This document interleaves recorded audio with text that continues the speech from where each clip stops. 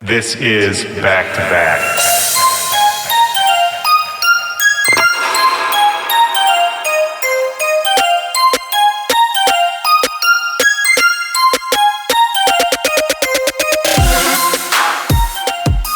Yo, what's up, Back-to-Backers? This is Willy Joy. Welcome to the show. This is Back-to-Back. This is my podcast. Woo! It's a big day on the show. So much to talk about.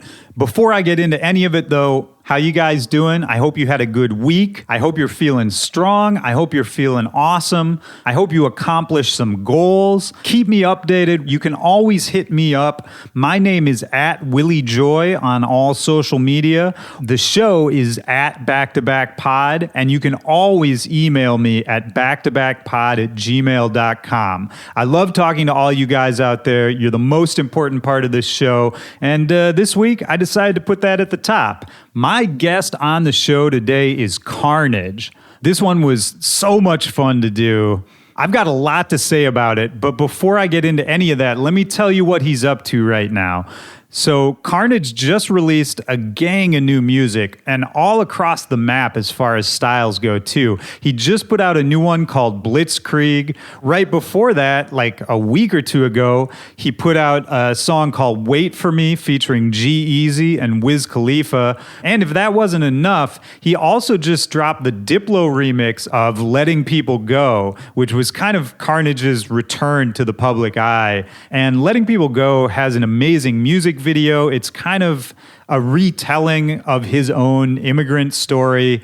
Proceeds from the sale of the track went to benefit Raíces, which is an organization that's dedicated to helping immigrants, providing resources for them, legal fees, that kind of thing. Yeah, Carnage has been busy. There's so much more on the way, too. He's back on the road, heavy, playing a ton of festivals all around the world this summer. And I'm going to put a link in the description of this episode where you can go get all the music, all the tour dates, everything Carnage is going to be in that link. I'll tell you how this happened in just a minute. Before I do, Back to Back is sponsored today by my friends over at Serato. If you've listened to this show recently, you've heard me talking a lot about Serato and the new Serato Studio that they just released. And listen, if you've ever wanted to make beats but didn't know how to make beats, I've got great news for you. Serato Studio is a new beat-making software, so now you can make beats. Serato Studio places creativity at the heart of the software.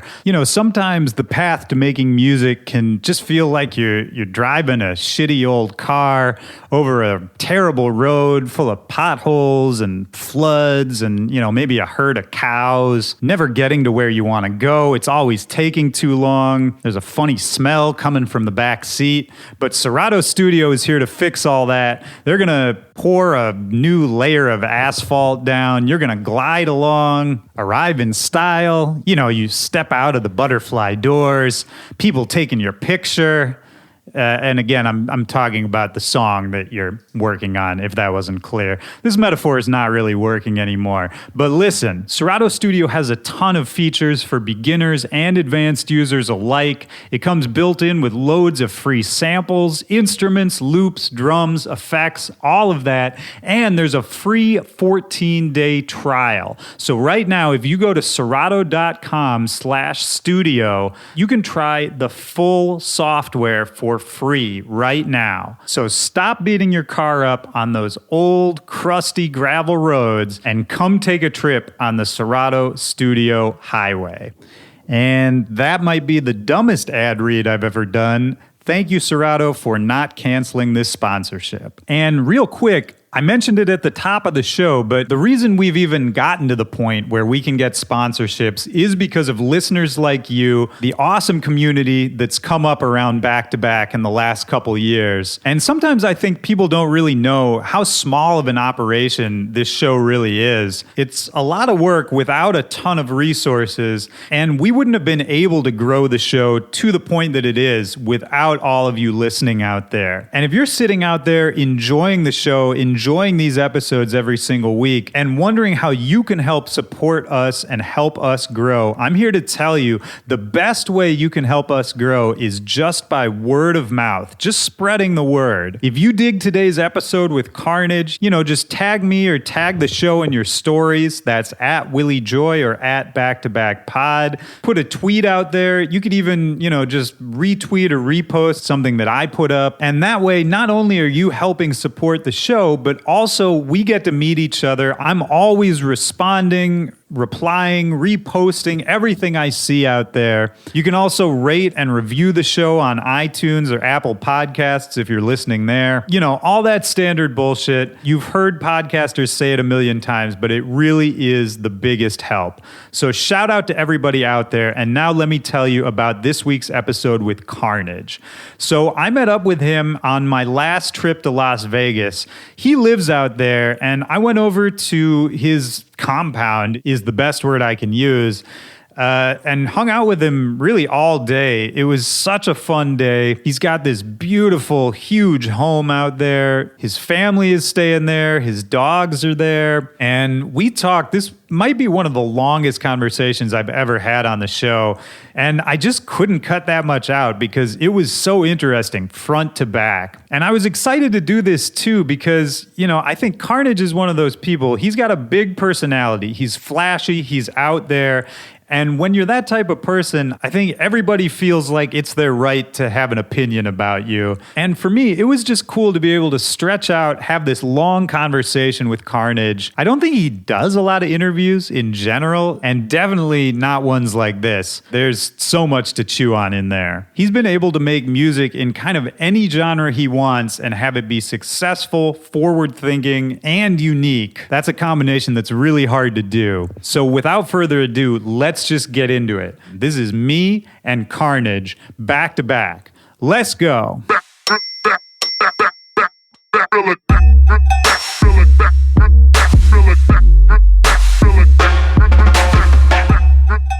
This is great, man. Thank you. It's good to see you. Welcome to the ASOC compound. This is beautiful, man. Thank you.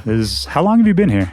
For about almost 2 years now. This is my thing. Sell me on Vegas, like living in Vegas for a minute. I'm gonna sell it to you right now. All right. You see this house? Yeah. I mean, that's a big sell. There we go. Yeah. I mean, bro, I get to fucking come home.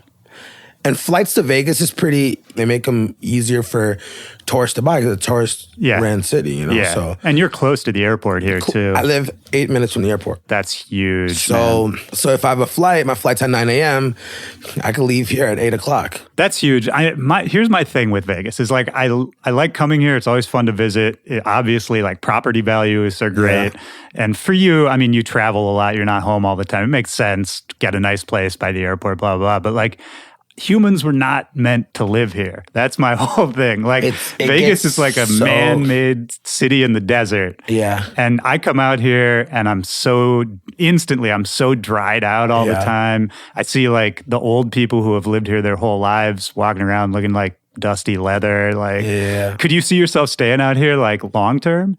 Yeah, not staying here, but having this house, yeah. So there's everything and anything in Vegas. Right? Because it's in the middle of nowhere. So if you have a business, you'd be dumb if you don't come out here and open something up, right? Yeah. And it's good for taxes too, right? There's no state income tax. Yeah. There is every nice restaurant you could think of. True. There's a restaurant, there's a shop or a store for everything. And there's so many girls here, not enough guys. So it's perfect. Don't move to Vegas. No one moved to Vegas. So now you're trying to sell me off. Yeah, don't worry about it. Vegas sucks. Vegas is cool. But I also never leave my house. I have to assume, when you're home, it's probably just look at me. You think I'm going to be in this heat? Well, right. Yeah. I got this air conditioning here. I'm chilling, player. Well, yeah. And probably this is your time to relax too, right? Like you don't want to come home and then go party. Right? Exactly. So like it's horrible. Like it's horrible. Like if I had a girl at the moment and shit, and she comes and visit me, she wants to go out. Or if my friends comes over, my homies come in town, they want to go out. The friends that are like my closer friends will get it. They come here, they're like, all right, we're not going anywhere. You know what I'm saying? Like they treat the house as a vacation. This is a resort. Oh, you know? yeah. So yeah, welcome to the ASOC Resort. Thank you, man. I mean, it makes sense too because you play here all the time, right? You still have the Vegas residency. I took off this last year and a half. Okay, and gonna be starting something new next year. I did it for 4 years though. Right. So you know what I'm saying. And also it got to the point where EDM kind of like really slowed down, and everyone started, and then all the casinos started. Instead of giving all this money to all these DJs, they started bringing in rappers, right? So rappers came in and they had to move budgets around. Yep. And, you know, a lot of people kept pushing and then they ended up going nowhere. Right. I said, yo, I'm going to chill. I'm going to let you guys completely run yourselves into the ground.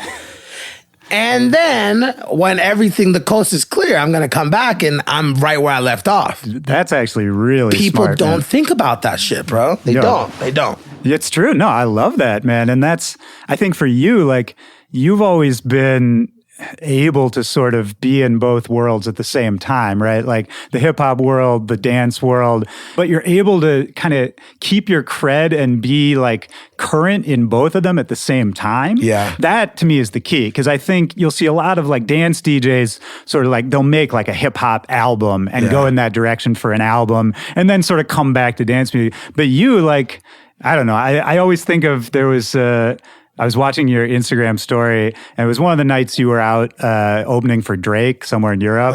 And I feel like, I might be making this up, but I feel like in that same 24-hour period, there was like footage of you opening for Drake in a big stadium, and then you like playing hard style to like 200 crazy Europeans in some underground club. And that's the kind of thing I'm talking about. Like, I don't know. Do you think about that? Like, how do you manage to do both at the same time? I've done it for so long. So it definitely hit a point where, especially with my last album, I like put out more rap music. Yeah. You know, I feel like I have let go of the dance music more than the rap music, just because it also might come off like that because rap is just so big right now. Yeah. And if I have one foot in one side of the door, then it's gonna look like that side is, you know what I'm saying? Like I've kind of like, the other side has kind of been let out, you know? Yeah. But that's only in America. Interestingly enough, in Europe and in other areas outside of America, I've been growing more in the dance world.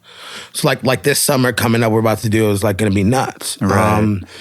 So that's interesting where in America, you know, I'm also one of those people where I don't let money completely run my life, you know? Like there's people out there that, you know, there's people out there that fucking tore their ass off because they just need constant money coming in. Yeah. You know what I'm saying? And there's people who can do that and still stay afloat. And though that's why they're good at it, so they're gonna keep running with it, you know? Right. I can't, like, if I know I could fucking do this and this and this, and then I don't know what's gonna happen after this because I took these checks, I'd rather, just like the Vegas stuff, like I'd rather just chill, sit on it. I know I'm not gonna go, I know the music isn't gonna stop, and my fans are very patient and they ride for me, so they know that I'm about to go hard. I mean, I took my break. That was the first time I ever took a break. Yeah, man. So like now I'm about to drop. I'm about to do something that no other DJ has ever done. Okay. It's about to be nuts. What just is that? like the amount of music I'm about to drop. You just been cooking? Like it's actually ridiculous. That's good, man. You have like a plan for it? Yeah, it's nuts. Okay. It starts tonight. It starts the way for me. Started with letting people go. Letting people go is more of like, okay, hey guys, I'm still alive and I'm still making amazing music. Let me remind you guys, and let me also talk about something that's been bothering me while I had my break, which was all this immigration crisis going on. Yep. And this is okay. Here, take this. Let me speak on it. I'm not just gonna fucking go and release a song every month, you know. And then there's no. I have an issue with people who release stuff all the time. Yeah, just to keep the machine running. And I have a lot of my close friends that do it. Sure. Oh yeah. I know those people too, man. And like, but because they do that, I'm not gonna not be their friend. You know what I'm saying? But like, I hate that they do that. Right. So, you know, because I know, because if you can come out with some good music, and you're also being a part of the problem where you're oversaturated the market. 100%. And now everyone releases fucking, you know, back then the SoundCloud days, we could release a song every week or so and it'd still be cool because there was so much traction coming in. And it wasn't really that much people putting out that stuff. So you could kind of keep up with, I can't keep up with shit now. Oh, no, nothing, man. It's insane. I don't know, bro. I do not. You can't put me in front of fucking SoundCloud right now and be like, do you know who this person is? I wouldn't know. Oh, no, not at all. I don't even get on SoundCloud anymore, dude. It's crazy, bro. And it's like... And I mean, I think it goes into what you were saying earlier, that like EDM and dance music in America, like it's slowed down. And I think that's part of why. 100%. Right? Like it got 100%. oversaturated. Everyone was sort of, for whatever reason, like I think some people just felt like they had to do this or their career was going to go away. People got worried. Everyone's watching what everyone else is doing and just trying to like, oh, well, if he's dropping a song every month, I got to drop more than that. And I don't know. I think people forgot about the actual music side of it, man. The music side of it, like the money fucked it up, in my opinion. The money fucked it up. And, you know, I had this conversation. When it first started really seeing that the bubble had popped, I was having conversations with everybody because that was at that time. That's when I was really booming, you know. So, and I'm also speaking as just me. I'm not like that, and that's one thing where it's always been. It's so easy to point fingers at me because I just speak my mind. I'm very honest. Like if that's what I think, I'm thinking. But also another thing is a lot of people also forget is that English is my second language. Spanish is my first language, so I have horrible vocabulary. When did you learn English? When I was like 11. Oh, okay. People don't know that. Yeah, I don't think I knew that. I mean, I knew Spanish was your first language, but... Like, I fuck up on the Spanish side and I fuck up on English stuff all the time. So I don't have correct grammar. And you think you get misinterpreted sometimes? I mean, the razor thing was completely... People just thought I didn't know what the fuck I was saying. It's just like, I was like... Wait, what thing? The fucking razor stuff. Oh, I know. When you were doing the tutorial thing. When I was like very much louder, I was just saying I was fucking this very much louder. Right, dude. Well, and like, I love that you said that. That was like... It's become iconic. You have to know that that's iconic. Oh no, now. 100%. But it's just but a lot of people who like all of the truest people and like judged you thought thinking that like that's what you thought producing was. Yeah, like and it's just like and it was. That's just how I talk. I have horrible grammar. Yeah. Well, and what I loved about it too, man, is like that attitude. Like to me, that's what your music sounds like too. It's like that's what it sounds like. It is very much louder. That's exactly like what it is. And you know, and it was weird because when I started off, I was very cocky. Yeah. But because I was that cocky, that's how it fucking became Carnage because no one else was. Right. And I from the fucking jump when I was making the stuff, the festival trap stuff, it was pretty easy for me. It's easy. And if people think about it now, it's fucking EQing all this shit, speeding up the BPM, putting some trap drums behind it. It wasn't that hard. Right. It was just an idea. I wasn't out there fucking trying to be fucking Porter or fucking out there trying to be fucking Noisia headhunters or Noisia. It was these, you know what I'm saying? These super producers or fucking a Flume now. You know what I'm saying? Like I was just doing what you guys weren't doing. Exactly. I mean, and that's a key, right? It's like you don't have to necessarily, like you have to know the basics, but you have to be creative and have a new idea. Like to me, a 100%. New idea is just as valuable 100%. As production skill. 100%. Maybe probably more valuable. And that's and you know, and a majority of my career has been off of ideas. It's interesting hearing you say like you started off being arrogant. I had Kashmir on the show, and he was talking about meeting you really early on in your career when you were starting to DJ. He was talking about like you would crash on his couch sometimes, blah blah blah. Yeah. And I was like, oh, that's cool, man. What was he like back then? He was like, oh, exactly the same. I was exactly like there. You know what I'm saying? Like I didn't get big and then start acting. No, this is just, and it's not, you know, it's just more of like, I'm Hispanic. My family went through so much shit. My family are loud ass people. My grandma's loud. My mom is loud. It's just the environment you grew up in. Yeah. They speak their shit. And I also come from listening to hip hop.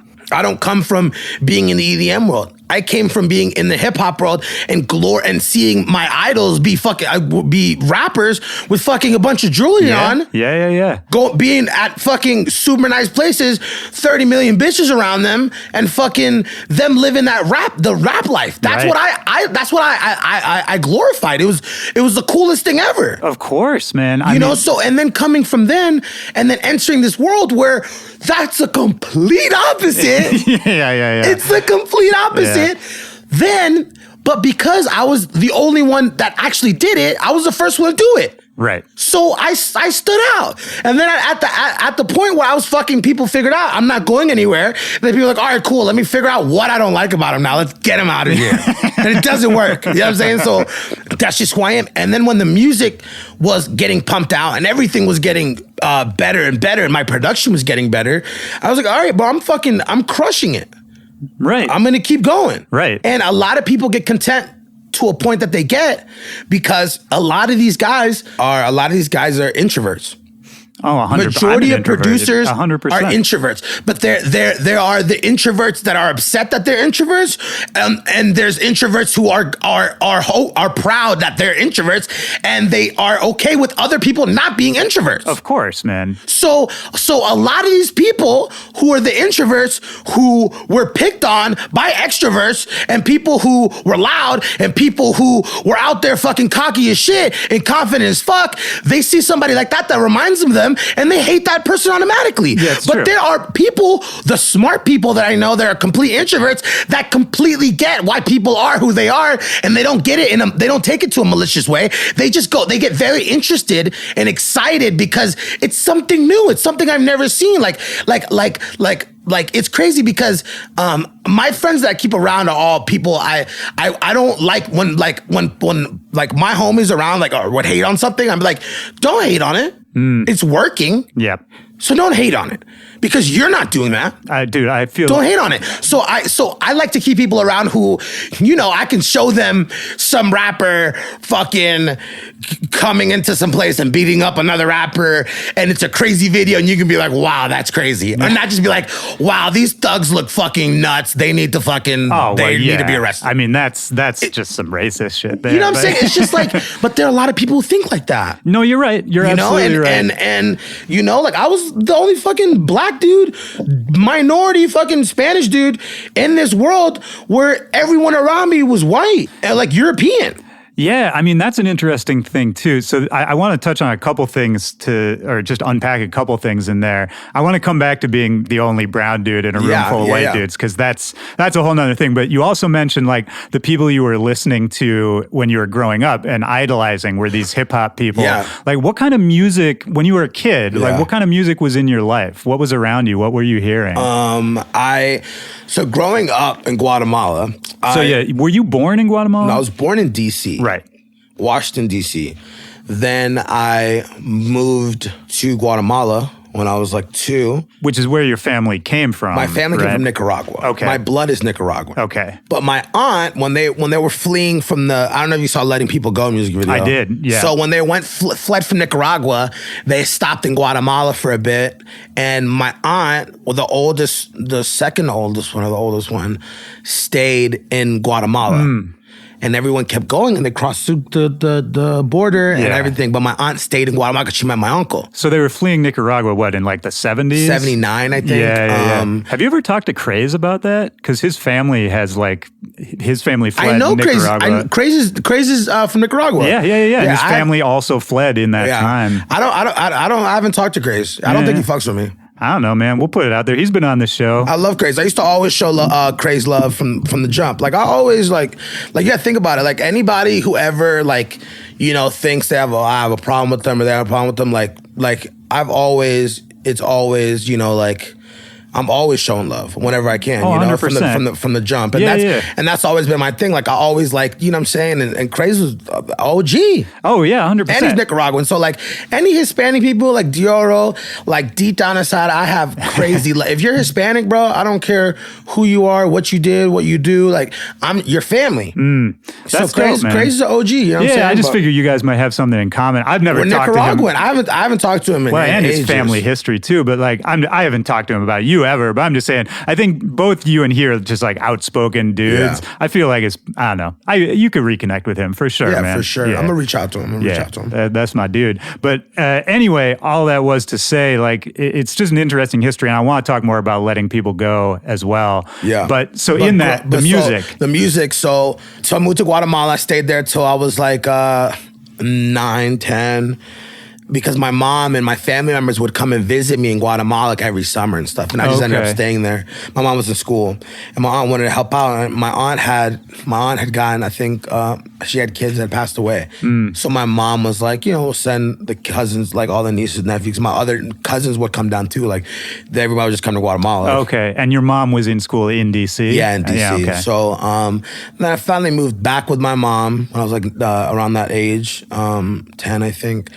And then my mom used to send me like hip hop tapes, right? So I remember Naughty by Nature, hip hop, hooray. I used to like do this in front of the boombox. Yeah, the wave, yeah. Like hip hop, hooray.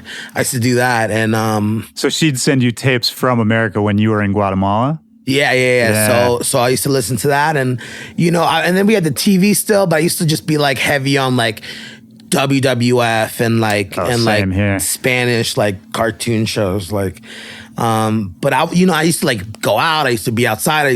I used to race dirt bikes when I was young in Guatemala, and like I used to always, my aunt would always like want me out and stuff, so I wasn't really like ever like just listening to music like so my aunt and uncle were very like strict, like lawyers going to school, like they were like so it wasn't like I had like music around like all the time, but whenever I listened to music, it was just like whatever was on.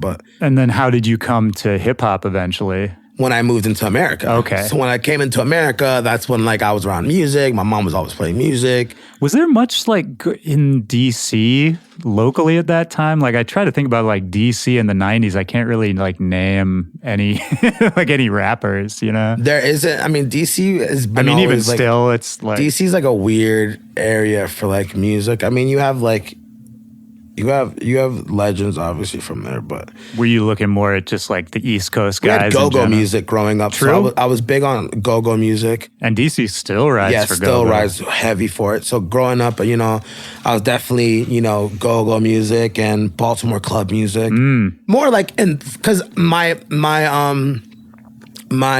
had a lot of gay people like around in my family, like a lot of, and so my mom and all my aunties and were one of my aunts is transvestite. Okay. So she's part of the trans community. So all her friends were gay, So we always had gay people at the house all the time. Right. They would always like Vogue and stuff, and yeah, that's a whole nother culture. And she put me on to like house music. Like they used to listen to house music back in the day. So like, and they used to always listen to Louis Vega. Oh yeah. And a lot of people. And so I was onto that early. My aunts, because I had young aunts. My mom was young, so all her sisters, we all lived in an apartment with it was like 9 of us in like a 3-bedroom apartment. So like there was just heavy music all the time. All my aunties used to always go out to clubs, so they're just always on to new music. Yeah, so listening to like we had a bunch of gay people at the house listening to house music, and then like had a bunch of Spanish people at the house listening to like merengue, and then we had like and then we had all my aunts and my mom used to all listen to hip hop all the time. So listening to hip hop and like pop culture was like put in my face, right. Not knowing any English, and like I was just how like, did you learn English? I like had to go to ESOL and like speech class and shit, and like at that age, I feel like that's a rough age to learn it, man. It was very interesting because I was already going to school in Guatemala, so. And then you come here. Was it tough just as a kid to like not even be able to communicate with other kids your age? No, I mean I had my cousins and shit, and like you have family around. Yeah, so like how long did it take you to learn it? Like till you were okay. Like 13, 14. Yeah, 13. yeah. That's so interesting. And then when did you start getting involved with music yourself, like in a performance aspect, or even just thinking that like maybe this is something I want to try? I used to always make mixtapes and shit for like my mom and just to listen to in the car. And I would get like a CD burner and like just like make like little like things on Windows Movie Maker and stuff. I like did the try to same make thing, songs on there. I remember my mom had got me the FL Studio Bible with FL Studio.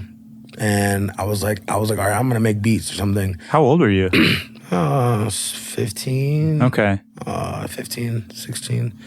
And I got it, and I was making that, like, you know, when you get something new and you're like, all right, I'm gonna set it up. I did it, and I was over it. Yeah. Like a weekend. I was like, this is dumb. Right. So whatever. Didn't do anything to it, and then like a year later, I moved.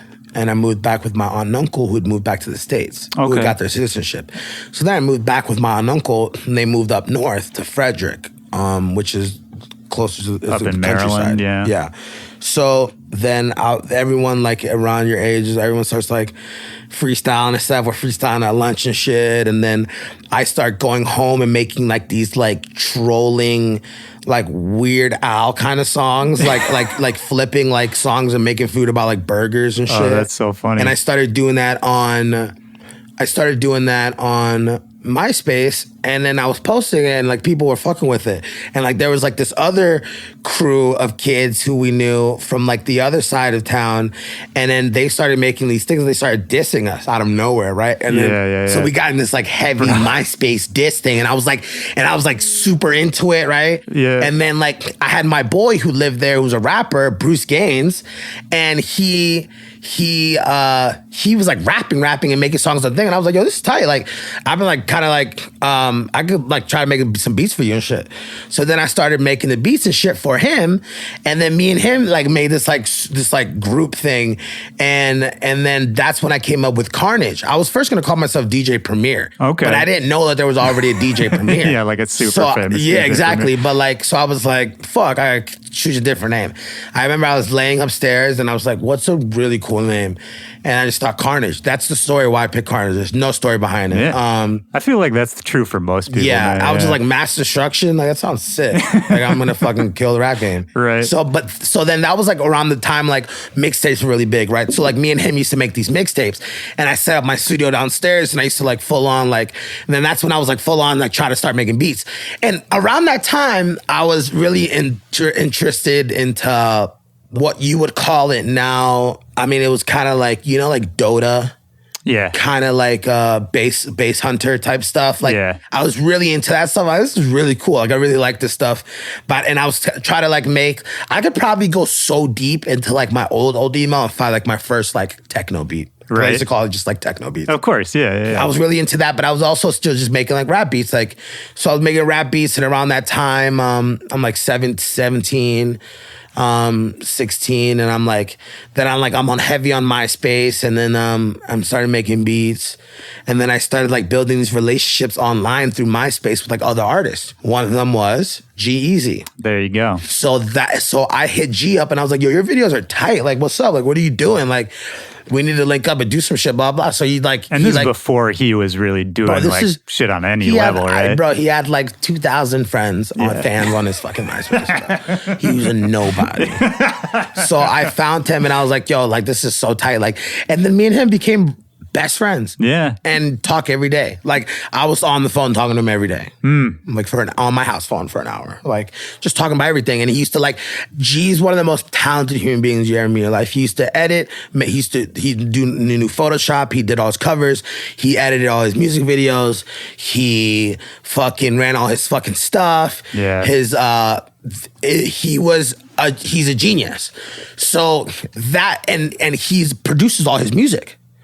All his early G stuff is all produced. People forget he was a producer. G's is a producer, and he taught me how to get my drums to smack. Is that right? G taught me so much shit. Like, because I used to always be like, "How are you doing this? How are you doing this?" Because he went to fucking. He was like and then he went to music school, and at in New Orleans at how did I forget the name?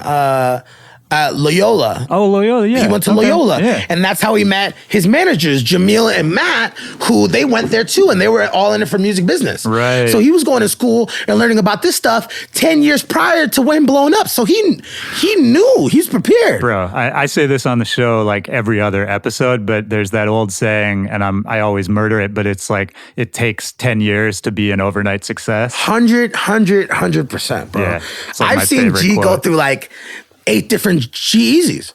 Right. I've seen 8 different G-Eazys. Yeah. And I mean, every single one of them flop until he got to that one, and it worked. right. And you even toured with him like super Bro, early on too, right? I toured with him. I was fucking like...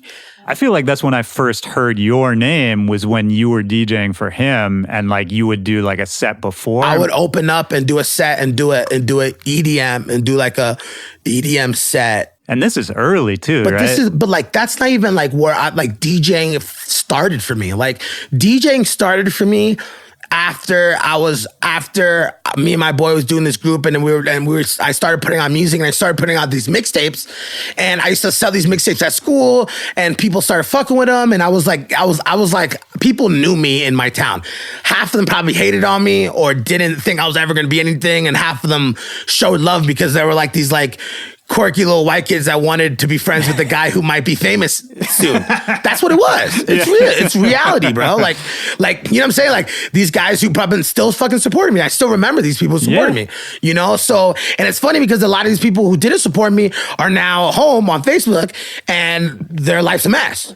Sure, of course. And that's how it works majority of the time. It's like the people who had it good in high school and in middle school, it ends up kind of shit for them. Oh, which yeah, is man. actually crazy because majority of the people who get shitted on end up being something, which also builds character, which I wouldn't regret anything on how I came up at all. You know? Of course, man. Of course. I agree with that 100%. Did you always feel that way even at like 16, 17 when you're making these beats? You're in this group that like, not that I'm going to be famous, but that like, you know, I want people to know my name. Like I'm this. I had to. I wasn't really worried about school. Yeah. And I was like about to drop, and I dropped out of high school, and I was like, this has to work. Yeah. This has to work. I dropped out of high school because you're just like, I just like school wasn't for me. Yeah. And I was just. How'd your mom feel about that? Mom hated me for that. She was so mad at me. At that point, I started like around that time. I started DJing college like frat parties like in Frostburg and like in these like local colleges around in Maryland, and I used to with my boy Ethan, and I would also perform with DJ, perform or rap. I would do something, you know. And I was out there like every weekend, or I would go and try to DJ at a rave or something that was going around, or a house party, and I would DJ and I was playing like house music, and like when at that time was like Dirty Dutch music, where it was just like those, you know what I'm saying, like Afro, Chucky, Nicky Romero, like early, like fucking, you know. And that's when EDM was first. And I was also around that time, I had a couple friends who I would hang out with, and they would always play. They loved Above and Beyond. They loved Above and Beyond, and they loved hardstyle and like show tech stuff. And when I used to hang out with them, they used to always play Above and Beyond, the Oceans Lab. And I remember the one time I listened to Good Day, and I never drank, I never smoked. So I was completely sober, and like I had this like, it was just like this effect from listening to it. I was like, this is like amazing. Like I love this. Like, and then that's when I started really taking dance music, and I hated dubstep at that time. I was like, dubstep, I don't get dubstep. Because remember, this is like early Datsik, like when it was like very like, if like this is, you know what I'm saying? Like older dubstep sounded a little nuts. Well, like, there was a certain point for it was very UK-ish. And I mean like, and it was like, it was interesting. So I didn't really, I hated dubstep at that point, but I was all about trance. Like I loved trance. Yeah. Like I was listening to trance all the time. And I was listening to I was listening to DJ blend mixes, and I was listening, and I was watching that, and I was watching the early Dutch stuff, and then and hardstyle stuff, and the hardstyle, the Melbourne Shuffle compilations. You remember those on YouTube? I do, yeah. I mean, like, bro, like I started where a lot of people started. You know, just like from this stuff, this iconic stuff that happened, and I was like, this is really cool. Like, I want to keep doing this. So then, And then I started DJing like these raves, and I was DJing raves, and I was loving seeing DJing. I had a virtual DJ, I had the little fucking thing. Yeah, the little controller. And I was the little controller, and I was DJing, and I was like, this is like, and I was like, this is so amazing. I love seeing everyone losing their shit to stuff, and it was just really enjoyable. And I was DJing everywhere I could. And then there's so much stuff. So I was DJing, and then from there, I moved to LA. And that's when, and one of those relationships I built was Cyrano from the Cataracts, which is Niles Cashmere. Yeah. And I used to make like these videos, making beats, and he used to always watch them. And he used to be like, yo, these are so funny. These are sick, right? Right. And then he was like, you have a manager one day? He chatted me one day on AIM, and I was like, no. He was like, I have my managers. You should, you know what I'm saying? Like, I think it'd be dope. If you're part of the family. So then I went out to LA. I dropped out already. I went out to LA. Things were working out. I'm like, okay, I'm going to LA. Get out there. And I stayed out there for a couple months, to a point where everyone's kind of getting annoyed if I was just there, like not doing anything, just on the couch every night. And like, and I tried to get an online GED test to show my mom. I was like, look, I got my GED test, blah, blah. My mom was like, don't give me that fake ass shit. Like, you need to go and finish school. Yeah. So I was like, all right, cool. So I went back to finish school. Then my managers at that time got me a publishing deal so I could move out to LA. I went to Songs, and I got a publishing deal, $15,000. I made it. I hit the jackpot. Oh yeah, man. I did it. You I know, mean, like that first check, that $15,000 first check. That seems like everything at the time, right? And I got signed by Ron Perry. You know who Ron Perry is? I know a little, but you tell me who he is. He is the top, the toppity top of Colombia. Yeah. He runs it. Big name. And he was the guy who gave me my 50. That's how far back me and him go. Like, it's my boy still. You know? He gave me that $15,000. I used $7,000 to pay for 6 months of rent in downtown Los Angeles. The other six was to live. 6 months in, I'm out of money. I've made no money. I'm living in LA. I have a mattress on the floor. That's it. That's the only furniture I had for the 6 months. Man. My managers had to pay for me to stay out. I was doing, cause remember, at that point, I was, with Niles every day. We're working, they're dropping all their stuff. I'm helping Niles out with production. Yeah. And so you're producing for like various people, right? Yeah, like I'm like, you know what I'm saying? Like, all this comes from production. Remember, like, we haven't really got into like none of the real DJ stuff. Like, I was DJing at house parties. This is what everyone else does when they're starting DJing. Like, I've done it all. Like, right. So now I'm in LA, but I'm producing. So I'm trying to get into the pop world. I'm having sessions every night with artists, with writers. I'm fucking hating it because nothing's happening. And even if I get a big record with a cool rapper that was giving me the chance to produce for him at that time, it wasn't going anywhere. It was going on a mixtape or something. So I'm not making no money out of it. Yeah. So my managers have to pay for me to live. So then it's getting to a point they're like, they can't be spending that much money on me. It was $2,000. It was $1,300 rent or something like that. But during that time, I had found another artist that I was like, yo, you need to come over here, be a part of the family, and blah, blah. That artist was Kyle. So then Kyle moved from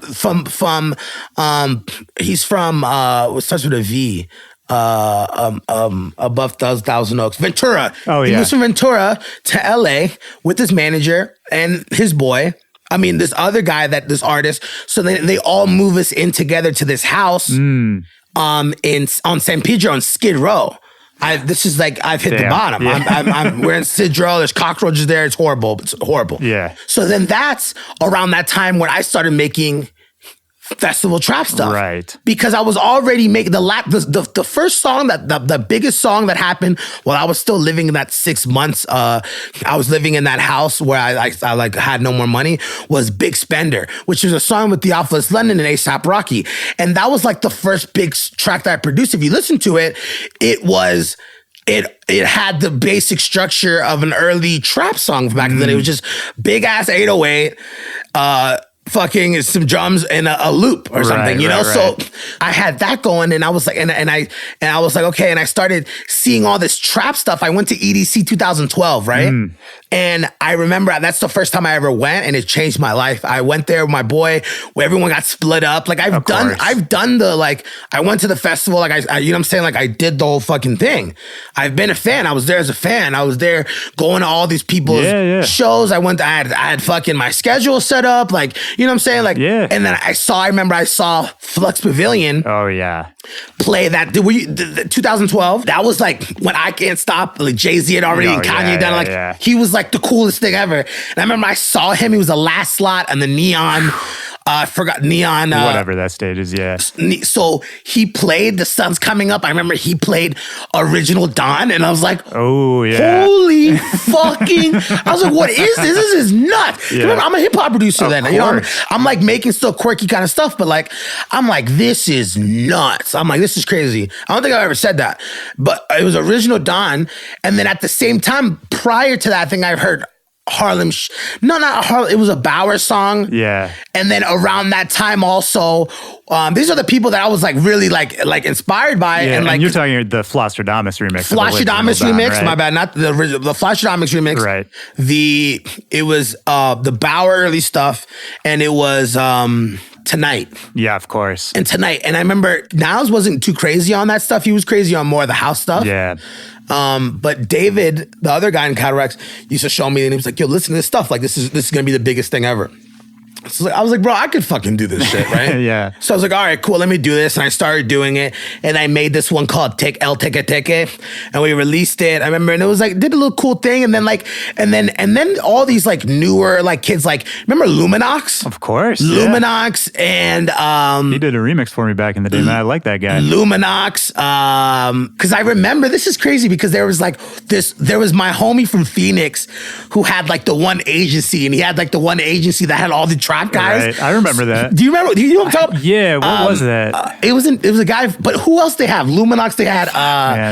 Now I know what you're talking whatever. about. There was like a whole little of like the new kids, right? Who were coming out and like they were like the hottest new thing. Yeah. So I remember I went to a Luminox show at Los Globos, and I was like, I've never heard music in my life like that in my life. Right. It was just like when it was like the first guys coming in, and all the new guys were like doing their own little flips of trap music. And it was like, dude. That was such an exciting time, oh right? my God. It was so refreshing because remember, I'm a hip hop guy. Right. So I'm hearing like this new beats that I've never heard in my life. And I was like, and a bunch of them are little white kids making this shit. I'm like, what the fuck? Like, these kids are nuts. Like, I finally found kids who have like some swing in them, you know? Yeah, man. And then not to get us off track, but I feel like I look at tracks you've done since then, and I'm thinking about like Bricks or like the one with Lil Uzi, where it's like, to me, you almost took it and then flipped it back on hip hop. Like you took everything you learned from doing the festival trap stuff, and then you went back and made like actual hip hop again, 100%. but with had energy. All of them that had energy. You understand like,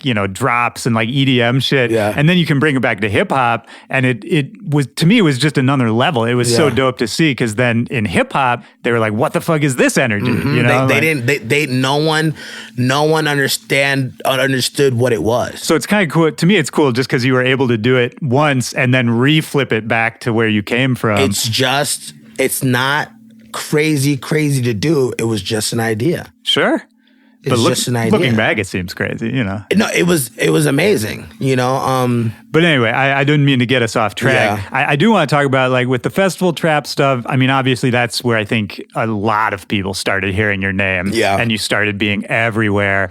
How did you find it like coming into the dance music community? I'm bringing it back now to being like the brown dude in a sea of white people. Yeah. Were you like welcomed in the sense of like, oh, this is someone different. I want different energy, a different culture. Or was it, did you get people kind of looking at you weird? Like, what is this kid doing here? Well, why is he trying to do this? It was actually, in the early parts, it was me and it was my boy Mark who was with me for years. My TM. We were, cause he come from the hip hop world from like back in the day, but he was like he's always been savvy. He always gets it, like an older guy that gets everything. Yeah. So me and him, we both entered and we were like students to the whole EDM thing. And we were like jotting everything down and taking everything in. And one of the first things we noticed is like the EDM world was very, very cliquey. Like it was very like circles. There's circles. Yeah. There was the Dutch circle. There was the Swedish circle. Still to this there day, was the dubstep circle. There was the electro circle.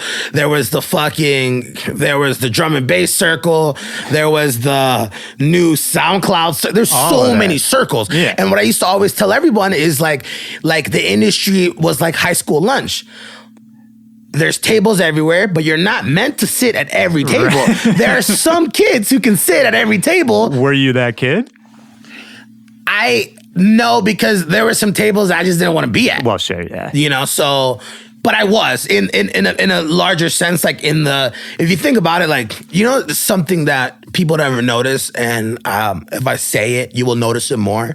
If you go to certain DJs' Instagrams, right? If you go to their comments and you see other artists reply on their comments, right? Yeah. There are people that have like if somebody posts something big and like, let's say Skrillex posts something, there's gonna be 50 different artists from all different areas on it, you know? And then there's some people you go in there and there's probably like one artist on there that comments something, you know, like there's just, that just shows like how, you know, how many tables these guys sit at. Sure, yeah, that's a good way to think about it. If you look at it, you know? So, like I always, when the festival trap thing started, I was making remixes of bigger house songs, right? For two purposes. One, because I knew that if I could do a remix for a big house song, which house was the biggest thing at the time, big room, or not even like early big, before big room, got big, like around that time it was all progressive house, right. And like, you know, Swedish House Mafia. Yeah. So if I could do a remix of a big house song, maybe these fucking guys will play my remix. Right. And when I started making these remixes of these house songs, these house guys were like, okay, they didn't, because remember the trap thing was such a smaller thing. Oh, dude. Than how big EDM and like fucking regular house music was, you know, like, so, and the whole Dirty Jets thing. So when I knew that trap was about to get way big, I was like, I want to be closer to the main hub of things, because I don't want to be put in this fucking pigeonhole earlier on. Yeah. You know? And so when I stopped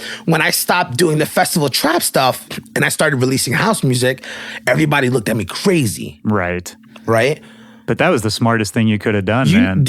Literally, and it's a funny thing, this is actual fact. And I remember I had went on Twitter and I was like, yo, trap is dead. I was like, blah, blah, I forgot what I said, right? Yeah. And I remember Dylan Francis got pretty upset with me. And we talked about this after this fact, because I said that because, you know, these are people still living their jobs through trap music. Yeah, you know? Of course, man, yeah. So obviously, you know what I'm saying? Like, and I remember like a lot of people were upset about that. And I remember I went through the period of time I told my agent, I was like, yo, I want to stop playing bass shows. I don't want to do no more trap shows, no more Trap Tuesdays or whatever these shows are, because I want to play in these fucking epic ass clubs. Like I want bigger crowds. I want to fucking, you know what I'm saying? Like, yeah. And have you always thought that way? Because earlier you were talking about how you took time off Vegas so you could come back in a bigger way. Like it seems like you're good at taking the long view on this kind of stuff. Where does that come from? I guess patience. I mean, having so many years of trying to get to where I'm at, because where we're at right now in the story is not even close to like making it yet, you know? Yeah. So having the patience and having things end up working out, I have always had a better, you know, more patience on things. Because I feel like, you know, like. So you never felt like you never let the pressure get to you too much, or like felt like you had to rush things along to get there sooner? Never. Because I've always known that, like, I've always idolized people who would come out with great projects, and then you would have to wait till the next project comes out because it's and that's just like Kanye is like my fucking idol. Yeah, and he always takes his time on his fucking work. And this goes back to what we were talking about at the very beginning of this about putting a song out every 2 weeks on SoundCloud 100%. And just like getting burnt out. It just burns out. It's just like it's not exciting. Let's be honest, and at least I've always tried to keep that stigma around it. Like, okay, Carnage is about to drop something. If you like, and it's like it's hard because if you don't kind of get me and you just listen to me, this might come off crazy, but like I know the music is gonna be good. I know I'm gonna put out tight, and the people who understand music could hopefully, and I know majority of them, put me in this pocket where they're like, all right, he's gonna drop something cool. He's gonna drop something. I'm gonna give it a listen. Right. Just like Snake, when Snake puts something out or Skrillex puts something out, we're going to give it a listen. Yeah. I don't care if you don't like the person or not. We're going to give it a listen. Well, and I think that's what more artists they shouldn't whore themselves out to a point where like, I don't want to put you in that pocket where I'm just going to be like, all right, I'm going to end up listening to it somehow. Like I'm going to be like, I want to go listen to the new shit right now. Well, and I think the key is exactly what you were saying earlier, that like you jumped off of festival trap when it was still good. You know what I mean? It wasn't 100%. Like you stayed there until it was like ground down to nothing. And that's hard to do, right? To leave something when it's working. But I also think that's like the smartest thing you can do. My agent got so mad at me because I was, at that point, because I told him, I was like, I'm going to take 2-3 months off and I'm going to transition into house so I can play into nightclubs. Yeah. When I did that, I remember I was doing still a couple shows and I was only playing house music, EDM, and I was playing like in an hour and a half, I was playing like an hour house music, 20 minutes trap music, And I remember at one point, I played in Edmonton at this show, and literally I was playing house music, and I remember people were just like putting T's up, like yelling trap. And I was like, oh my God, like I'm over, like I'm done, right? And I was like, this is like nuts. Like, what the fuck am I gonna do? And then, but I didn't budge, and I didn't play trap. Like they're putting T's in my face for an hour. Like we want trap music. But then that's when I dropped Incredible. And Avicii played that. And I remember I'd watch that, and Avicii played that, and I was like, oh my God, this is about to be nuts. Borgore is one of the most... I was just about to bring him up. Borgore is one of the most... if he trusts you, he's going to trust you. And me and him built that trust over... Because that was the first tour I ever went on was Borgore's tour. He was on that show. We talked about that. Yeah, and I opened up for him and did the whole tour. And I was opening up, and I was kind of like getting bummed out. I was like, I'm just like, this is like, being an opener sucks, right? Yeah. And then my manager's like, yo, just be patient, blah, blah, it's all gonna happen, whatever. So, but Borgore, like when we did Incredible, when I was doing all the stuff that I was doing, Borgore, he always kept the eye on everything I was doing, and he always like, this is tough. Because when me and him first ever hooked up, like a year prior, it was because he liked my rap beats. And then he was like, yo, we should do something together. And then we had made something called Trap Step. Okay. I have the emails, I have the days when we did it. This is like way long ago. And we were literally, what we were doing was I was making trap intros, and then he was putting a drop on them. Right. This is before. This is pre-trap days. Yeah. And was it you that sold him on doing a house song? 100%. He didn't want it. That's why he put that as Carnage and Borgore. Oh, yeah. You got to think about it. Like, you already know the politics of this shit. Yeah. Like, I'm a nobody then. Right. He's already big name, and it was Carnage and Borgore. Incredible. Right. Boom. And so for him, it's like, if nobody hears this, it doesn't matter. Exactly. Yeah. But he knew that he got it, you know? Yeah. That's how the house stuff popped out for me. Because first of all, I got it on spinning, which at that point was huge. That's a huge deal, yeah. At that point, it was huge. I was the first trap guy to start that the house world started opening the doors to. I remember when that happened, man, yeah. And I would go to these festivals. I wasn't hanging out with the bass bros anymore. Even though those are all my bros, but I was putting in work. This is a work. This is a fucking, I'm trying to get to the top. I'm not like this is, you know what I'm saying? Like people, there's people for everyone listening out there. There's people who have different ways of looking at this as. There's people out there that want, and you can't see, this is what we goes back to the thing about people who judge other people by the ways that they look at ways, because there's people out there that want to produce, play a show here and there whenever they can, go home, keep making music, and they're happy. Yep. There's people out there that want to make $1 billion. And all they care about is making the money, fuck the love of the music, fuck everything. They're going to fucking get shit ghost produced. They're going to get fucking shit whatever to get to that money. Yeah, it's way more mathematical. And then there's other people who love the music and also want to make a good bunch of money and live great lives and make the best music that they can and give music to the world that the world deserves and needs. Yeah, I mean, it's about finding that balance, right? You have to find the balance. And people don't, and people get shitted on a lot of times because people don't understand this stuff. Because all this shit is politics. When I fucking got in, when the trap stuff was going crazy, I was already a hot name. And then when I started going into the house stuff where everything was bigger and Steve Aoki's taking me out of fucking Tomorrowland on the fucking main stage while all these other people on the fucking 5th stage away over there trying to survive. Yeah. And I'm getting all this crazy love from everyone, and everyone's showing me their love, and fucking agents from fucking Europe are showing me love, and I fucking signed to William Morris, and bro, like, you know what I'm saying? Like motherfuckers was just like, all right, let's go. And I was like, all right, let's go. Like, you know what I'm saying? I don't see myself over here. Right. I see myself on the fucking main stage. But what's interesting about that is, like, you see yourself on the main stage, but not by necessarily doing what all the other people on the main stage are doing. I was there doing something different, which what again we go back to is another idea. Right. I wanted to be the only guy on the main stage banging it the fuck out. And you were for a long time. And that's another idea that, you know what I'm saying? Like people don't give me enough of my fucking credit. People forget this shit. Like, I was the first one doing that. I was the first guy on the main stage playing trap music like that. Playing festival trap, playing hardstyle on the fucking main stage. Now everyone plays hardstyle on the main stage. Right.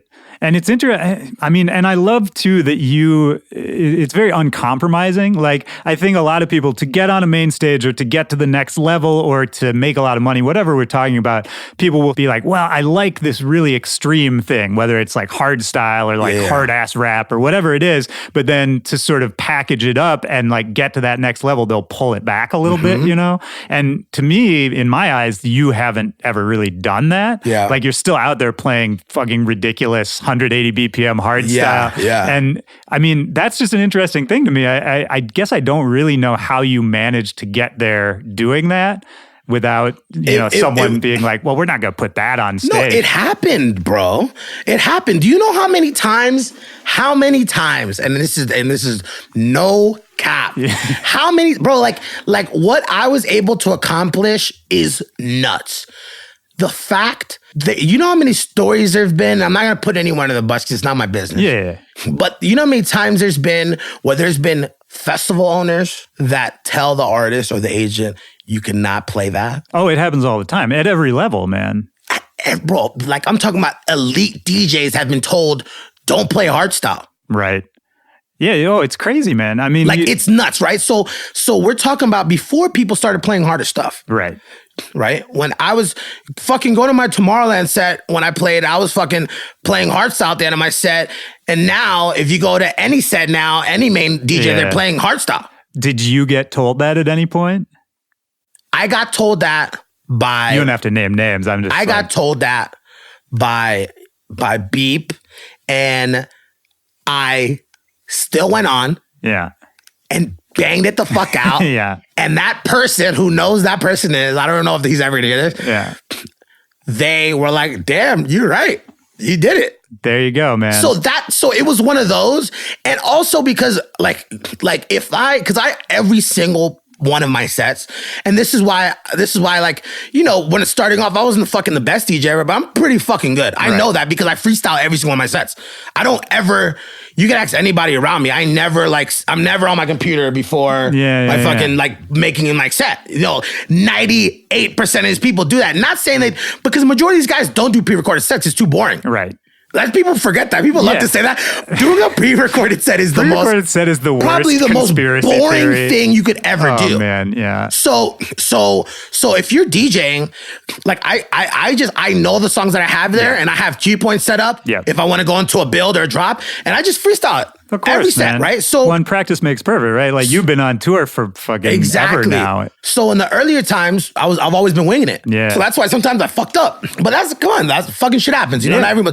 If you listen, even if you go and listen to like the people who most of the tourists listen to, this is the craziest shit ever. Most of the purist, not truest, purist, right? A lot of these guys, they talk about how EDM and all these guys are standing on tables and they're jumping. Why aren't they DJing and blah blah? And then the house guys and all the techno guys, they don't get shit because they're out there DJing. Do you know that more than half of these guys use laptops? Right. And all of them are on sync? Right. It's like, to me, like it's such nuts. A stupid argument. The shit that people don't know, like it's fucking nuts. Like it's nuts.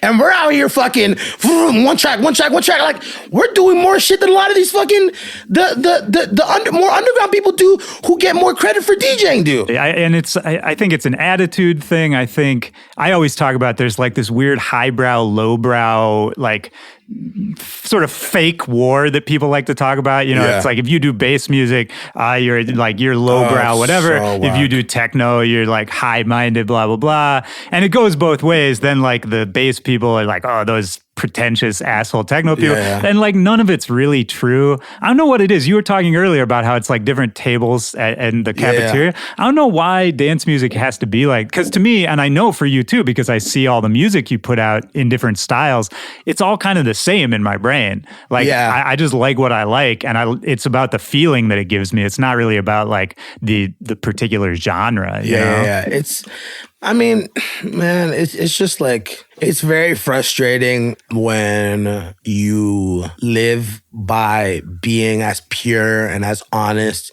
to the world you're in, and people don't really know how pure you really are. That's the thing. Like you also got to think like majority of the people who know me fuck with me. Yeah. And everyone says like he's honest as fuck. Like I'm so honest, so. And then there's so many people out there who aren't honest. You don't even fucking think one thing about. And they get no shit and nothing. And these motherfuckers are just fucking frauding the whole industry. Well, is that where it comes from? Because I mean, you do have like a big personality, which I think is easy for people who don't know you to take the wrong way. Yeah. Is that where it comes from? Of like, well, actually, I feel like I'm telling you what's actually happening and nobody else is. But there's been moments when I've had little moments of when those people could be like, oh, you're being complete, whatever, because of the situation. But then a lot of the people at that moment are like, okay, cool. Or find out the year after, months after, that I was right. But the thing is, I've never really worried about it because I know that I'm always going to put out great music. Right. And that my fans are always going to show love for me, So whatever. It made me who I am. And and I'm here, and I'm happy. And how did you manage to, just before we get off the music thing, like, how did you manage to, in the height of, you're touring artist now, people know Carnage, you went from Festival Trap to House to whatever it is you're going to become. How did you manage to sort of keep the hip hop world included? So now I'm thinking about like your albums. After the House stuff, after I dropped Incredible, and then I dropped Signal, which was also on Spinnin'. Right. And that was the first time, one of the first times somebody ever did a house drop. And then on the second drop, I did a trap drop at 128. Right. I also did that for Bang, which actually, funny enough, was a hardstyle drop on the second part. I love that record, man. That's a classic record on Fool's Gold. Yeah, man. Shout out to A-Track. Yeah, shout out to A-Track he's been there from the front. He's still like one of my fucking best friends in the music world that get it. After Signal, I think that's when we came out with then we did the first album, the Papi Gordo album. Right. And the Papi Gordo album had What Do You Want, I Like To, and Bricks. All 3 massive rap songs. Yeah. That was when, at that time, I started playing rap music on the main stages. Right. Nobody was playing rap music on the main stages. Right. I was playing rap music, and people were going nuts over it. Yeah. What Do You Want? People thought that was an EDM record. I mean, it sounds people like, still think Bricks is an EDM record. Yeah. They're rap records. You can still play it in an EDM set. I mean, exactly. Yeah. How did you, I'm curious, like working with Migos, Lil Uzi, all them, how did you present it to them? Like when you send them those beats? Because it's a little different, right? They were the people, all the people that I ever worked with at the beginning, closer to that beginning, they all had managers or they were himself. Uzi's smart as fuck. They all knew that I was, because you got to think about it, so from the EDM world, right? I'm like this fucking black guy with fucking chains on, DJing. I'm the only black guy with all these white people. Right. And in the rap world, I'm seen as this black guy making a shit ton of money in the EDM world. So they could kind of look at you as like the window into that world. 100%. But to them, to rap people, it's all about the money. Like, you know what I'm saying? So like, I was seen as the person that could get him more money. Yeah. And which is smart because you got to think about it. Migos were one of the first people let into the EDM world that like the people, you would listen to Migos, people play Migos at their sets. Every 100%. You know, so they were smart enough. They're like, all right, we got to do something because your shows look nuts. You're in front of 50,000 people. Yeah. We're at clubs and these little shows and shit. Like, we need to be doing shows like you. I brought Migos out of Tomorrow World in Atlanta with OG Mako. Yeah, that must have been crazy. So like they like these people like got it. And then Uzi, I brought Uzi out at one of my shows in Philly. And then I brought him out and he performed What Do You Want? And he staged over shit. I have footage of that. If you look on YouTube, it's crazy. And I'm sure that's eye-opening for them, too. Exactly. So like they were just like, they were like, this is nuts. So they were more down and more, to do the songs and shit. Yeah. So when we did it, and that was exactly what A$AP Ferg knew that. Rich the Kid was always with the Migos, so he would always see that. So that's how What Do You Want came together from the Migos because he was QC. How were you meeting all these guys? I was out there fucking grinding it out, going to these fucking strip clubs and hanging out at these fucking clubs where I could have got shot at. Like, I've been in so many shady things because I needed to build these relationships with these people because I knew that I wanted to make still rap music, but it was like I was in this other world that I was in love with and I was trying to have 2 girlfriends. Right. It's not, you know what I'm saying? Juggling both. You're in the boardroom during the day, in the strip club at night. Yeah, that's what it was, bro. Yeah. Like whenever I would go, bro, and even to this day, it still happens now.